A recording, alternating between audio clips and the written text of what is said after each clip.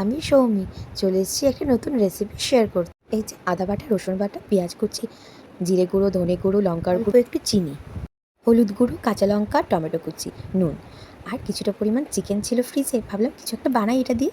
কাজু আর পোস্তটাকে একটু বেটে কড়াই তেল গরম হয়ে গেলেই আদা বাটা, রসুন বাটা, পেঁয়াজ কুচিটা দিয়ে, টমেটোটা দিয়ে ভালো করে এপিট ওপিট নাড়িয়ে নিই। চিকেনটা দিয়ে অল্প করে নুন আর বাকি মশলাগুলো দিয়ে দেবো। দেখো এইরকম করে। এরপর এটাকে ঢাকা দিয়ে দিতে হবে, কিছুক্ষণের জন্য হতে দিতে হবে।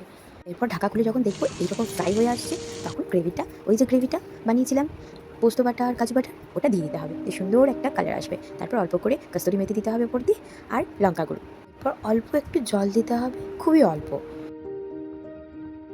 এরপর একটা সেদ্ধ করা ডিম রেখেছিলাম আগে থেকে করে, সেটাকে দিয়ে দিলাম এর সাথে মিক্স করে।